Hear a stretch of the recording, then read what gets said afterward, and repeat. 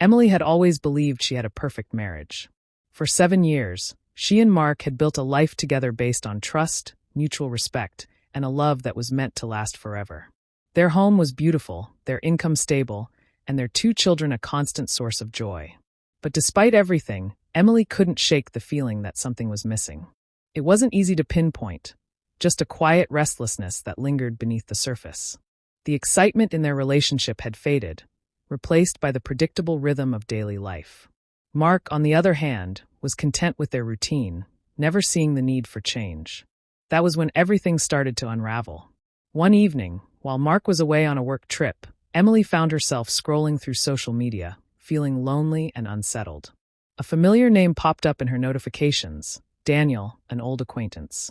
Their interactions began innocently enough, liking posts, exchanging casual comments. But soon their conversations became more frequent, more personal.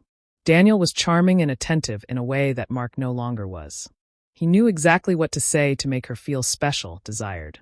The thrill of his attention was intoxicating, a rush she hadn't felt in years. When Mark returned home, he sensed something was off. Emily seemed distant, distracted. When he asked if something was wrong, she brushed it off, claiming exhaustion. But deep down he knew. He couldn't explain it, but something had shifted between them. A week later, Mark walked in late from work to find Emily sitting on the couch, her phone in hand. The way she quickly hid it made his heart pound. "Emily," he said, his voice calm but firm. "We need to talk." She froze. Mark was never confrontational, and the weight in his voice told her this wasn't about undone chores or the dishes in the sink. His eyes searched hers, filled with uncertainty and pain. "I know you've been talking to someone," he continued.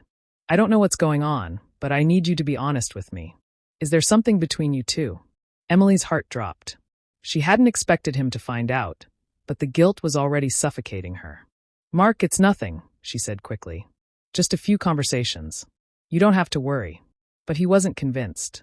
His jaw tightened as he took a slow breath. "Emily, I'm warning you. If you keep going down this path, it will destroy everything we've built." His voice wavered with emotion. "You can't have a secret life, not without consequences. I trust you, but I need you to be honest with me." She let out a nervous laugh. "You're overreacting. It's harmless. We're just friends." But she knew better. She was already crossing a line. And despite Mark's warnings, she couldn't bring herself to stop. The more she spoke to Daniel, the deeper she fell.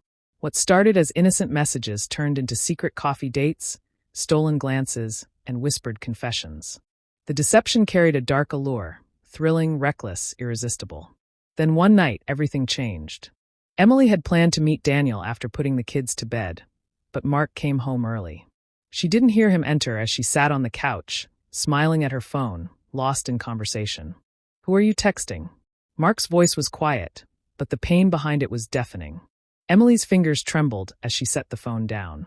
This time, there were no more excuses. No more hiding. Mark's voice broke as he spoke. "You've been seeing him behind my back, haven't you?" Tears welled in her eyes. "I'm so sorry, Mark," she whispered. "I didn't mean for this to happen." But it had happened, and the damage was irreparable. Mark had given her chances, opportunities to stop, to come clean, to choose him. But now the trust was gone. "I can't do this anymore, Emily," he said, his voice cold and final. "You had your chances. I warned you." In the days that followed, regret consumed her. She tried to reach out, to beg for forgiveness, but Mark had already made up his mind. He filed for divorce, and though they agreed to co-parent, the love they once had was lost.